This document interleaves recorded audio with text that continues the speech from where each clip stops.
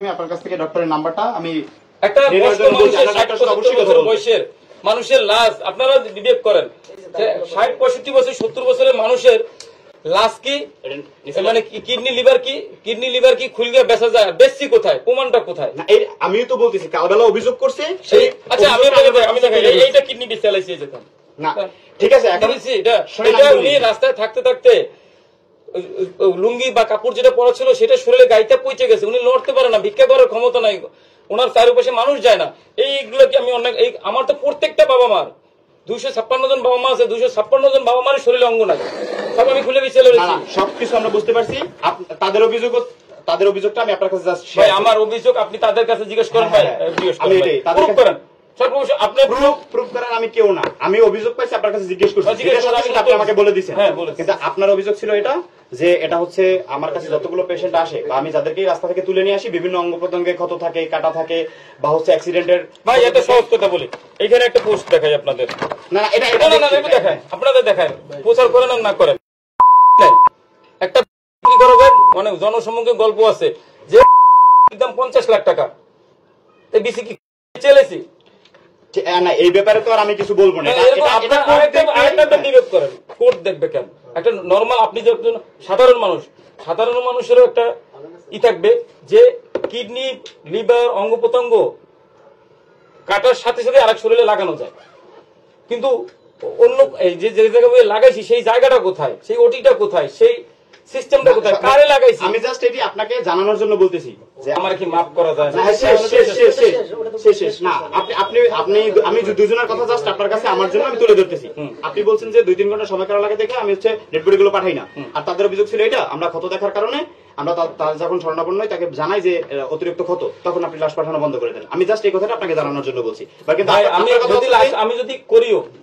আমি যদি করিও অন্যায় কি করছি, এই পচা কষা লিয়ে পাঠাই, তারা ভয় পায়, তারা গোসল করাবে না বা তাদের জন্য সমস্যা, বা এই পচা মানুষের লাশের খুলে মুলে দেখবে, ঝামেলা করবে, অনেক সময় নষ্ট হবে। তা আমি যদি তাদের দিয়ে গোসল না করে অসুবিধা কোথায়?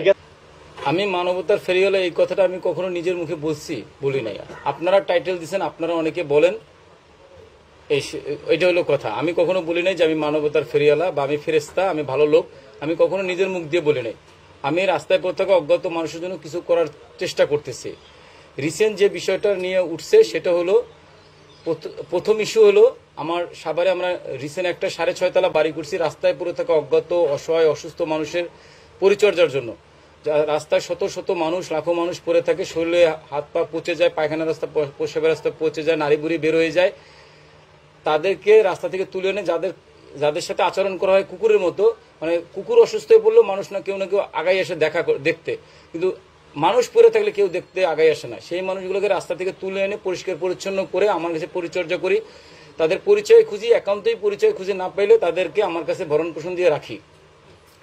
ওইটা করতে যেয়ে আমার মনে হলো যে আমার একটা নিজস্ব আবাসন দরকার, এবং সেই আবাসনটা আমি ফেসবুকে সোশ্যাল মিডিয়ায় সকলের কাছ থেকে দান চেয়ে, স্বেচ্ছা দান, কোনো এনজিও ফান্ড না, গভর্নমেন্ট ফান্ড না, কোনো কোম্পানির ফান্ড ছাড়াই মানুষের স্বেচ্ছা দান দিয়ে টাকা তুলে একটা বাড়ি করছি 6.5 তলা, পার ফ্লোর 5000 স্কোয়ার ফিটের, এবং এক একটা ফ্লোরে 70 থেকে 80 জন বাবা মা রাখার মতো ক্ষমতা আছে সেই জায়গায়।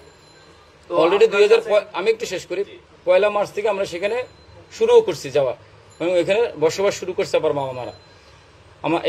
ওইখানে আমার প্রতিবন্ধী মিষ্টির ঠোঙ্গা, বাজারের ব্যাগ, ময়লার ডাস্টবিন, বাথরুমের মধ্যে ফালাই দেওয়া প্রতিবন্ধী বাচ্চাদের বিভিন্ন জায়গা থেকে তুলে আনি, বা প্রশাসন আমার কাছে পৌঁছায়, পুলিশ আমার কাছে দিয়ে যায়, তাদের লালন পালন করি। ওই বাড়িটার যেখানে করা হয়েছে আমি ওই জমিটা 5%, 3%, 2% করে করে আস্তে আস্তে বৃদ্ধি করছি।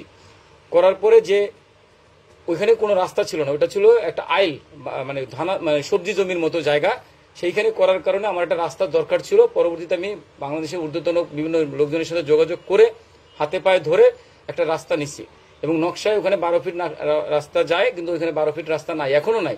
8 ফিট আছে, 7 ফিট আছে, 6 ফিট আছে, কোনো জায়গায় 10 ফিট আছে।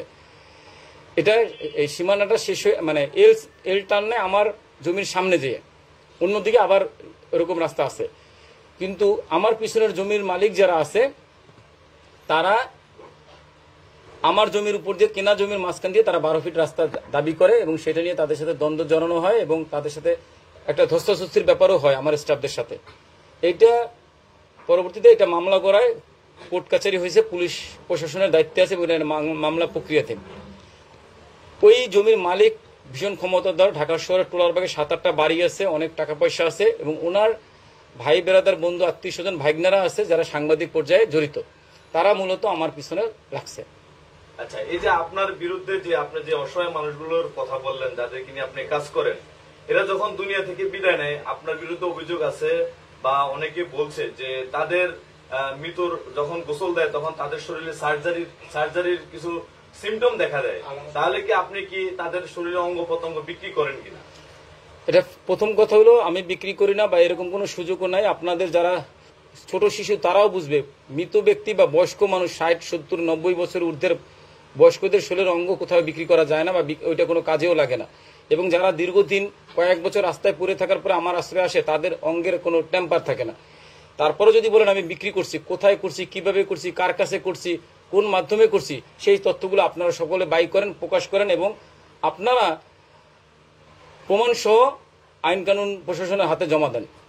আচ্ছা, এই যে আপনি যেখানে আপনি করোনার সময় মানুষকে মৃতদেহ গোসল দেওয়া হতো, ওখানে একজন যিনি গোসল দিতেন তিনি বলেছেন যে এই সিমটম গুলো তারা দেখতো। হ্যাঁ আছে, আমার কাছে যত বাবা মা আছে, আসতেছে, ছিল, সবার শরীরে কাটা ছেঁড়ার দাগ থাকাই স্বাভাবিক ব্যাপার। কারণ এরা রাস্তায় চলতে চলতে একটা সময় তাদের শরীরে ঘা হয়, পচন হয়, তারা বিভিন্ন জায়গায় আঘাত পায়, আঘাত পাওয়ার পরে ওইখানে পচতে শুরু করে, পচে ওইখানে পোকা হয়ে যায় এবং বিভিন্ন অঙ্গহানি হয়ে যায়। যার প্রুফ স্বরূপ আমরা একটা ফাইল আপনাদের কাছে রেডি করে রাখছি।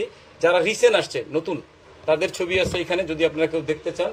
হ্যাঁ, ভাইলেন্স ধরবে দেখে ওনার কিন্তু পেটের কাছেই দাগ আছে। তার মানে কি উনি এখানে আছে, আপনারা চেক করতে পারেন। তার মানে আমি কিডনিগুলি বিক্রি করে ফেলছি, মাথার নাই, এগুলি হাত নাই, এগুলি পরিষ্কার পরিচ্ছন্ন করে সুস্থ করে তোলার পরে তো দাগ থাকবে, এটা তো কসমেটিক্স স্বাভাবিক থাকার কথা।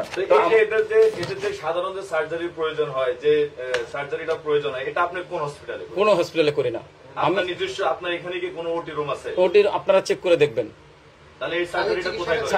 এটা আমরা যে রুগী আছে, যে জায়গায় যে বিছানায় রুগীটা রাখা হয় সেই বিছানাতে রেখেই তাকে পরিষ্কার পরিচ্ছন্ন করা হয় এবং এগুলি একদিনে বা 1 মাসে সুস্থ হয় না। এটা সুস্থ হইতে অনেক সময় লাগে, আস্তে আস্তে ড্রেসিং করে করে সুস্থ করে তুলতে হয় এদের। আচ্ছা, তো আপনি এই যে অসহায় অসুস্থ মানুষ বা এই মানুষদেরকে যে মৌলিক চাহিদাগুলো আপনি নিজের থেকে দেন, এটার আর্নিং এর উৎসটা আপনার? এটা আর্নিং এর উৎস হলো, আপনারা জানবেন আমার সোশ্যাল মিডিয়াতে 2টা ভালো বড় ধরনের পেজ আছে। আমরা যে রুগীটাকে আনি তাকে অজ্ঞাত দিয়ে একটা ভিডিও বানাই, সে কেমন আছে দেখে তার কেমন আছে ভিডিও বানাই এবং বিভিন্নভাবে আমরা একটা মানুষকে আপনাদের কাছে তুলে আনি যেন আপনারা দেখেন।